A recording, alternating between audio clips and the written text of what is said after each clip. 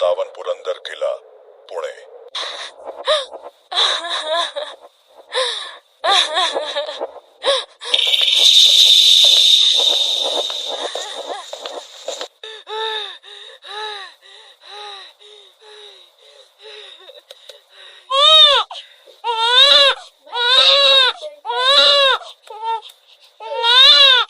महारानी साहिबाई और बच्चा दोनों कैसे हैं? राजे, दोनों सुरक्षित हैं। वो तो होगा ही। ये मराठा का सिंह जो है, ये इस साम्राज्य का गौरव बनेगा। इसका नाम संभाजी होगा।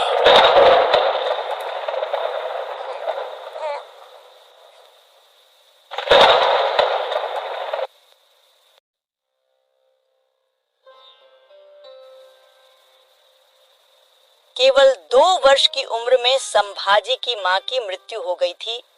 तभी से मैं इनका लालन पालन कर रही हूँ और अब समय आ गया है। अब से संभाजी को युद्ध कला के साथ साथ धर्म और न्याय भी सीखना होगा।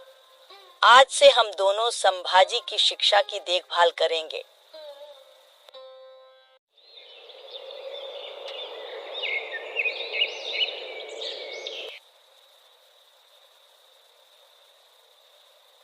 धर्मम च राष्ट्रम च समानम ध्येयम, अर्थात धर्म और राष्ट्र की सेवा समान उद्देश्य होने चाहिए। राजकुमार, तुम्हारी लगन देखकर ऐसा लगता है कि तुम अपने पिता शिवाजी महाराज से भी बड़ा इतिहास रचोगे। संभाजी बचपन से ही विलक्षण बुद्धि के धनी थे। हर काम वो पूरी निष्ठा और मेहनत से करते थे। बहुत कम समय में ही उन्हें संस्कृत, मराठी और फारसी भाषा का पूरा ज्ञान हो गया था।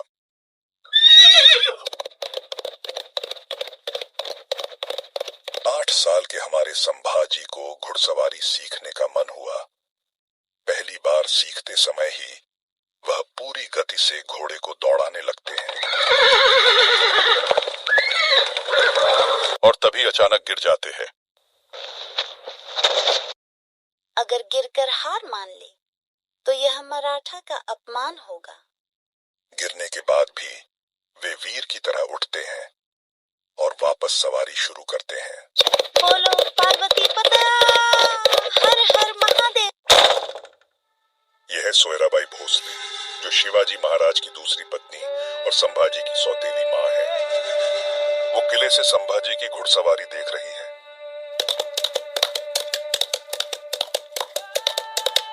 काश मुझे भी एक बच्चा होता जिसे मैं शिवाजी महाराज के बाद मराठा साम्राज्य का उत्तराधिकारी बनाती। संभाजी तलवारबाजी का अभ्यास कर रहे हैं। उनकी तेज और सटीक चालें, उनके चेहरे पर आत्मविश्वास हूबहू शिवाजी की तरह है। इधर संभाजी की सौतेली माँ सोयराबाई बेचैन होकर अपने ही मन में कुछ सोच रही है। सबका ध्यान बस संभाजी की तरफ ही है। मैं समझ गई, जब तक मुझे पुत्र प्राप्ति नहीं होगी तब तक इस राज्य में मुझे कोई अहमियत और मान सम्मान नहीं देगा। मुझसे ज्यादा सम्मान तो संभाजी का होता है। सोयराबाई संभाजी की सौतेली माँ होने की वजह से हमेशा से ही उनसे नफरत करती थी। उन्हें ऐसा लगता है कि संभाजी की वजह से कभी उनका होने वाला पुत्र इस मराठा साम्राज्य का उत्तराधिकारी नहीं बन सकता है। संभाजी की किस्मत में उनके बचपन से उनके खिलाफ काफी लोग उनके ही अपने महल में मौजूद थे, लेकिन उनकी हिम्मत और साहस उन्हें हर चुनौती से इन सब से पार ले जा रही थी। रात का समय। संभाजी अपने पिता शिवाजी महाराज के पास जाते हैं।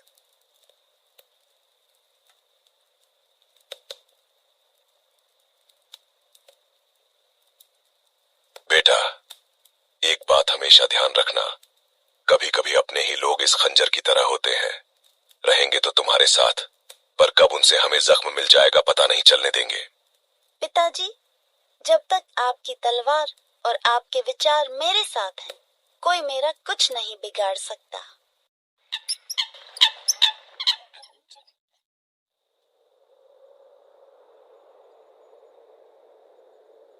हमारी मातृभूमि शांति में कितनी खूबसूरत लगती है, पर कुछ बाहरी लोग इसकी शांति का फायदा उठाने की कोशिश कर रहे हैं।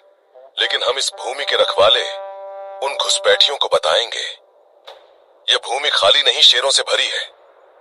जय भवानी, जय भवानी, जय भवानी, जय भवानी, जय भवानी। जय भवानी। अब 1607 के दशक में मराठा साम्राज्य तेजी से बढ़ रहा था। शिवाजी ने कई मुगल किलों पर कब्जा कर लिया था और दक्षिण भारत में मुगलों के प्रभाव को कमजोर करते जा रहे थे। 1664 में शिवाजी ने मुगलों के सबसे अमीर व्यापारिक शहर सूरत पर आक्रमण किया और भारी धनराशि लूट ली, जिसके बाद उन्होंने कई किलों पर कब्जा कर लिया और मुगल प्रशासन को कमजोर कर दिया।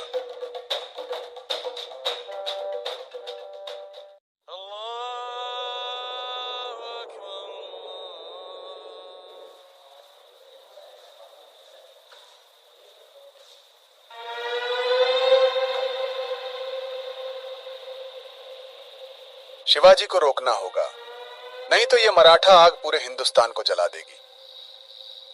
अब तक मुगल शहंशाह औरंगजेब को एहसास हो गया था कि अगर शिवाजी को रोका नहीं गया तो मराठा साम्राज्य की ताकत और बढ़ जाएगी और मुगलों का भारत से नामो निशान जल्द ही मिट जाएगा। औरंग ने कुछ युद्ध लड़े। मुगलों और मराठों के बीच लंबे समय तक संघर्ष चला। मराठा मुगलों से काबू नहीं हो रहे थे। ये देखते हुए मुगल शहंशाह औरंगजेब एक चाल खेलता है। सन 1665 में शिवाजी के साथ पुरंदर की संधि कर लेता है। इस संधि के अनुसार शिवाजी को 23 किले मुगलों को देने पड़े और बदले में उन्हें राजा का दर्जा दिया गया। औरंगजेब ने संधि को मजबूरी में स्वीकार किया, लेकिन वह अंदर ही अंदर मराठा साम्राज्य को खत्म करना चाहता था। इसीलिए अब औरंगजेब इस खेल को खत्म करने चाहता है। शिवाजी को मारने के लिए तलवार की जरूरत नहीं। अगर हम उन्हें चालाकी से मुगलों की सेवा में झुका दिया जाए तो मराठा ताकत धीरे धीरे खुद ही खत्म हो जाएगी। अब एक जाल बिछाया जाए। शिवाजी को मुगल शहंशाह का एक सुलह का निमंत्रण भेजा जाए। बेशक, जहां तलवार नहीं वहां राजनीति काम करती है। सन 1666 में औरंगजेब शिवाजी को आगरा बुलाने का निमंत्रण भेजता है। इस निमंत्रण में लिखा था कि उन्हें मुगलों की सेवा में एक बड़ा ओहदा दिया जाएगा और शिवाजी को दक्षिण भारत का सूबेदार बना दिया जाएगा। जिसके बाद अगले दिन शिवाजी अपने 9 साल के बेटे संभाजी के साथ घोड़े से आगरा की ओर चल देते हैं।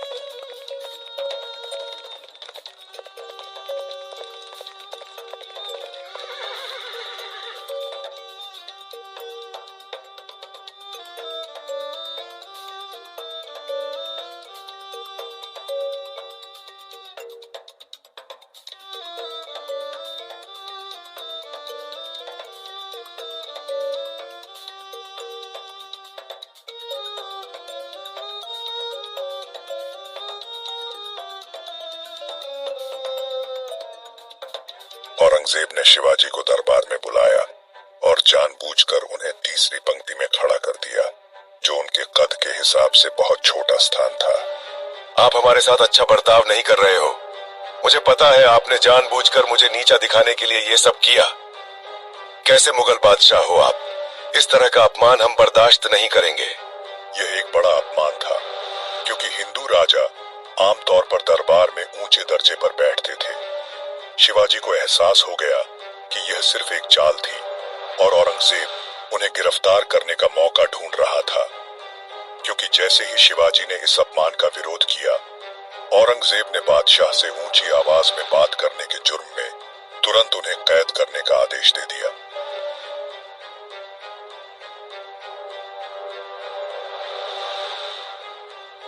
शिवाजी और उनके पुत्र संभाजी को आगरा के किले में बंद कर दिया गया, जहां उनकी हर हरकत पर नजर रखी जाती थी।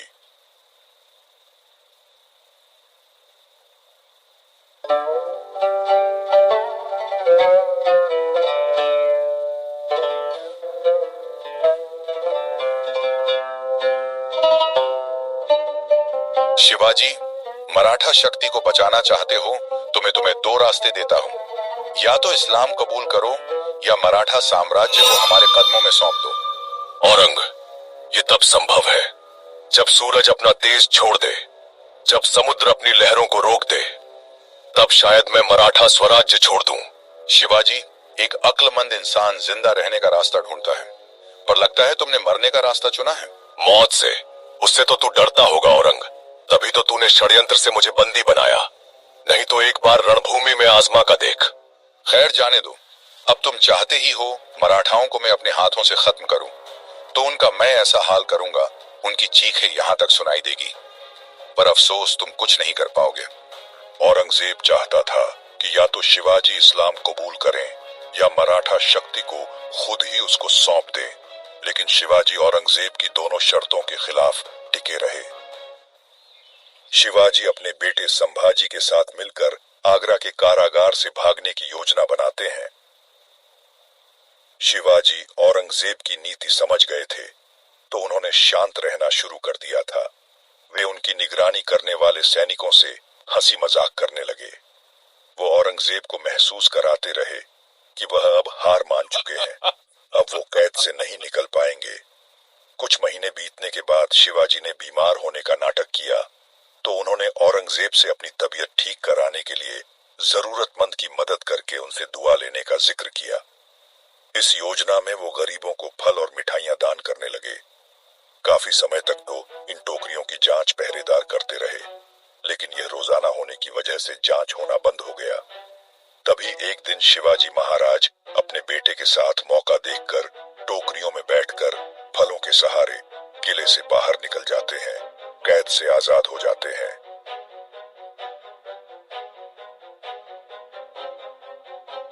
इस तरह दोनों आगरा से निकलने में कामयाब रहे। अब किले से निकलते ही शिवाजी खुद का और अपने बेटे संभाजी के वेश बदल देते हैं ताकि कोई उन्हें पहचान न सके। वे दोनों उत्तर भारत की गलियों से होते हुए राजस्थान के रास्ते महाराष्ट्र पहुंचे। यह सफर 1200 किलोमीटर लंबा था और हर पल मौत का खतरा मंडरा रहा था।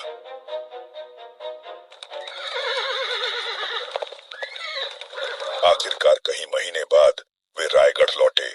आगरा से आने के बाद शिवाजी ने अपने बेटे संभाजी को युद्ध कला, राजनीति और कूटनीति की शिक्षा के लिए राजा जय सिंह के पास भेजा।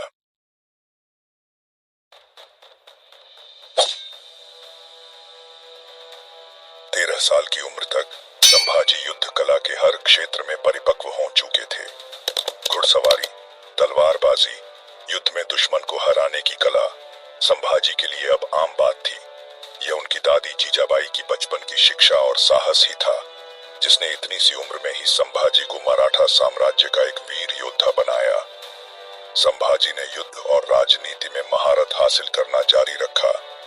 इस दौरान वे अपने पिता शिवाजी के मार्गदर्शन में मराठा साम्राज्य के विस्तार और सुरक्षा के लिए काम करते रहे। समय के साथ उन्होंने मुगलों के खिलाफ युद्धों की शुरुआत भी कर ही दी थी। इसी दौरान 1670 में संभाजी की सौतेली मां सोयराबाई को पुत्र प्राप्ति होती है, जिसका नाम शिवाजी राजा राम रखते हैं। राजा राम नाम रखने के पीछे शिवाजी महाराज और उनके परिवार की धार्मिक आस्था और प्रतीकात्मक सोच थी। मराठा परिवार भगवान राम के अनन्य भक्त थे। शिवाजी को भगवान राम के गुण, धैर्य, न्यायप्रियता और साहस में गहरी आस्था थी, इसलिए वो अपने छोटे बेटे का नाम राजा राम रखते हैं।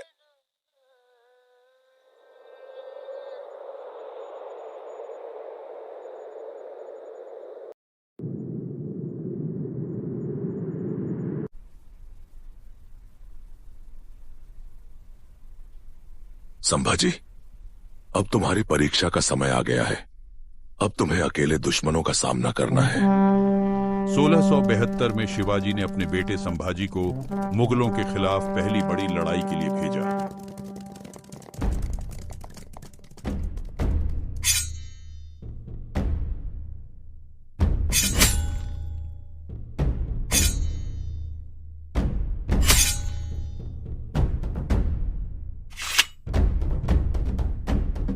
गुजरात के इस युद्ध में संभाजी ने अपनी वीरता दिखाई और मुगलों को भारी नुकसान पहुंचाया।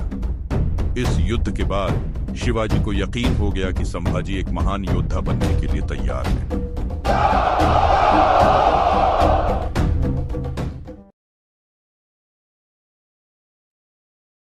अब समय आ गया है कि हम अपने साम्राज्य को और मजबूत करें। संभाजी अब लगभग 17 वर्ष के हो चुके हैं। इस साम्राज्य को आगे बढ़ाने के लिए हमने संभाजी का विवाह करने का फैसला लिया है। उनका विवाह पिलाजीराव शिर्के की बेटी येसुबाई से तय हुआ है। यह गठबंधन हमें शक्ति देगा और आने वाले संकटों से सुरक्षित रखेगा।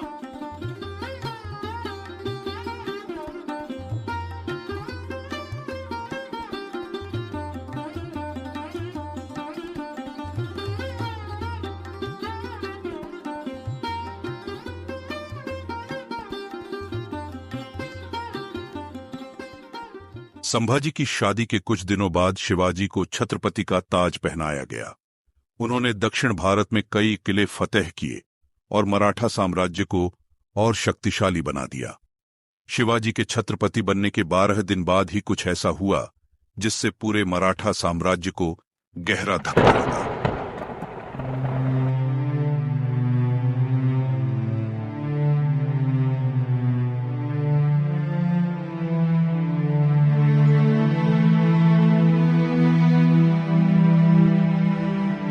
शिवा, याद रखना, स्वराज्य केवल एक राज्य नहीं है, ये हमारे लोगों से किया गया वचन है। इसकी रक्षा करना हर कीमत पर। आई, आपने हमेशा मुझे रास्ता दिखाया है। आपके जाने के बाद मुझे राह कौन दिखाएगा? दुश्मनों से कैसे लड़ पाऊंगा? तू अकेला नहीं है शिवा, अब संभा भी तेरा साथ देगा। समझना, मैं ही तुम्हारे साथ हूँ। संभा, तुझे मैंने बचपन से वीर बनते देखा है। याद रखना, स्वराज्य को बचाने के लिए हर बलिदान देना पड़े तो पीछे मत हटना। तू मराठा साम्राज्य की एक मजबूत ढाल और तलवार है।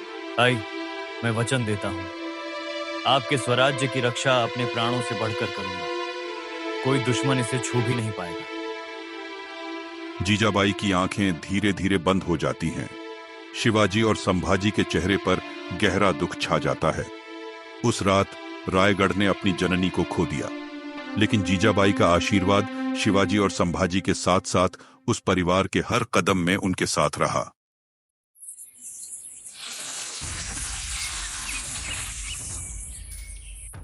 एक राजकुमार के रूप में संभाजी महाराज ने एक से अधिक अवसरों पर अपनी बहादुरी और सैन्य प्रतिभा साबित की।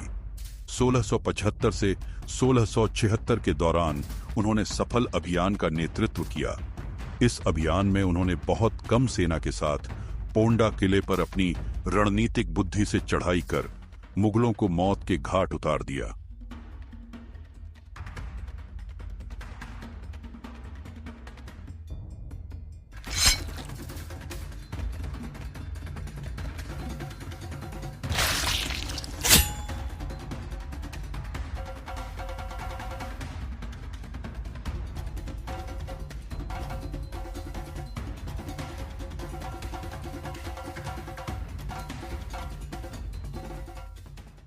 शिवाजी महाराज अपने वरिष्ठ सेना नायकों के साथ गोलकुंडा और बीजापुर के खिलाफ रणनीति बना रहे हैं।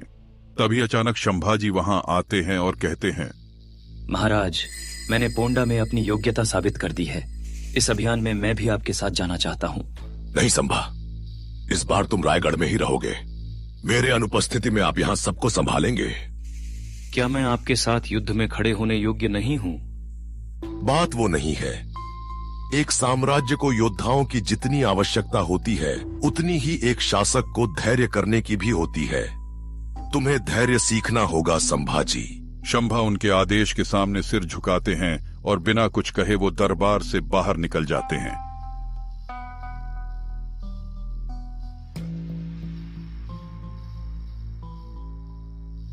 राजकुमार, मैं आपकी आंखों में उठता तूफान देख सकता हूँ। क्रोध को अपनी बुद्धि पर हावी मत होने दीजिए। बुद्धि? क्या बुद्धि यही है कि मैं रायगढ़ में एक पिंजरे में बंद शेर की तरह बैठा रहूं? वे मुझे अभी भी सिर्फ एक अयोग्य बालक समझते हैं जो उनके योग्य नहीं है। नहीं, ऐसा नहीं है। बस तुम्हारे पिता सिर्फ तुम्हारी रक्षा करना चाहते हैं राजकुमार। बस अब समझ गया मैं। अगर रायगढ़ को मेरी जरूरत नहीं तो मुझे भी रायगढ़ की कोई जरूरत नहीं।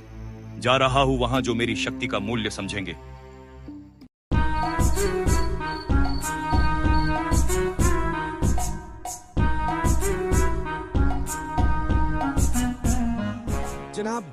आपको बाहर आना चाहिए।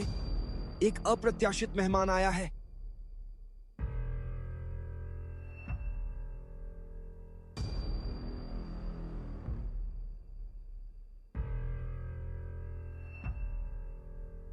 युवराज संभाजी, मुझे यकीन नहीं हो रहा। या तो मैं सपना देख रहा हूं या फिर कहीं रायगढ़ तुम्हारी महत्वाकांक्षाओं के लिए छोटा पड़ गया है। मैं अपनी मर्जी से आया हूं दिलेर खान। अपनों ने मेरी कदर नहीं की। उनको दिखाना चाहता हूं मैं क्या कर सकता हूं। मुगल सल्तनत तुम्हारा स्वागत करती है राजकुमार। तुमने बहुत बुद्धिमानी का फैसला लिया है। इंशाअल्लाह हम मिलकर बड़े कारनामे करेंगे। संभाजी सिर हिलाते हैं, लेकिन उनकी आंखों में अनजानी बेचैनी झलकती है। उन्हें यह एहसास नहीं होता कि दिलेर खान की आंखों में वही शातिर चमक है जो किसी शिकारी की होती है जब शिकार खुद उसके जाल में चला आए। कई महीने बीत जाने के बाद मुगल सेना संभाजी के साथ दक्कन के भूपालगढ़ के किले पर आक्रमण कर देती है। भूपालगढ़ किला, जो मराठों का एक मजबूत गढ़ है, मुगलों की घेराबंदी में है, लेकिन मराठा सैनिक आत्मसमर्पण करने को तैयार नहीं है।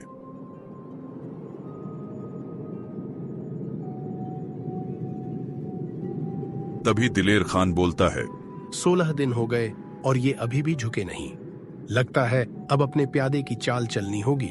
दिलेर खान संभाजी को आदेश देता है कि उनसे जाकर कहो किले का दरवाजा खोल दे। संभाजी भी सोचते हैं कि ऐसा करने से बेवजह का रक्तपात रुक जाएगा। संभाजी किले के दरवाजे पर खड़े होकर फिरंगोजी को द्वार खोलने को कहते हैं। फिरंगोजी और उनके सैनिक स्तब्ध रह जाते हैं कि युवराज दुश्मनों का साथ क्यों दे रहे हैं। फिरंगोजी भारी मन से दरवाजा खोलने का आदेश दे देते हैं। जैसे ही द्वार खुलता है, मुगल सैनिक अंदर घुस जाते हैं और अंदर रक्तपात मच जाता है। मुगलों के हाथों मराठा योद्धा एक एक कर गिरते जाते हैं।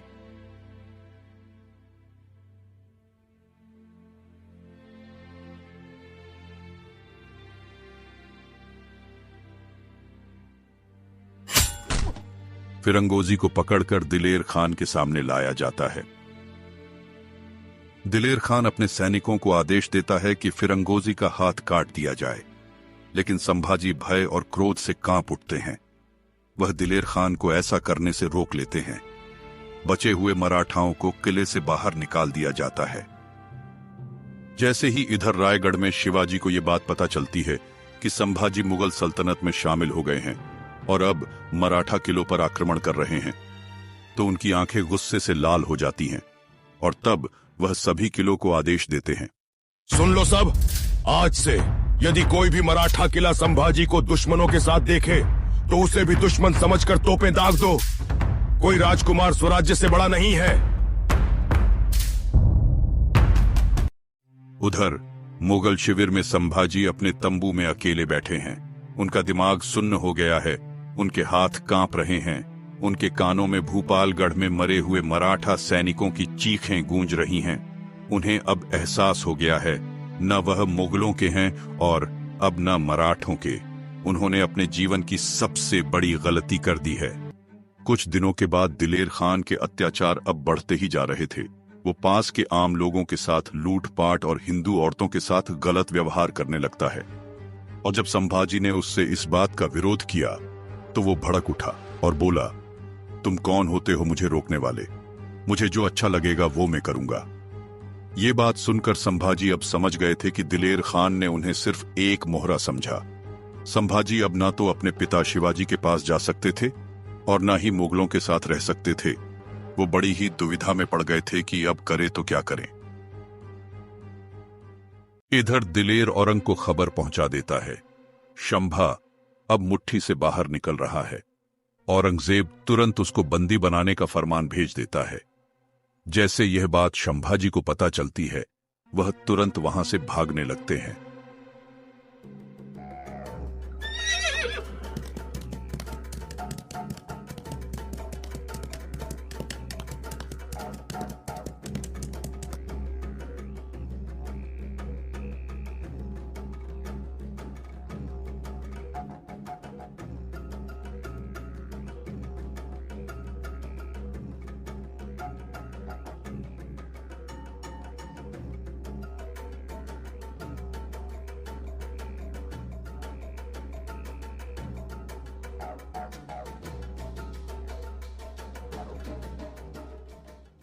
संभाजी नदी पार करने के बाद घने जंगलों में पैदल सफर शुरू करते हैं।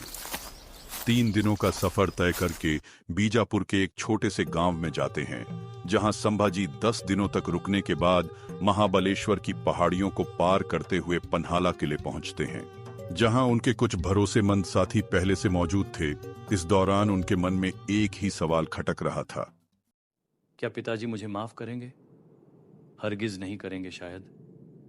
मैंने जो गलती की है, इसकी सजा तो सिर्फ मृत्यु है। यहां तक सबकी नजरों से भी गिर चुका हूं मैं। पता नहीं सब लोग मेरे बारे में क्या सोच रहे होंगे। अब कोई नहीं अपनाएगा।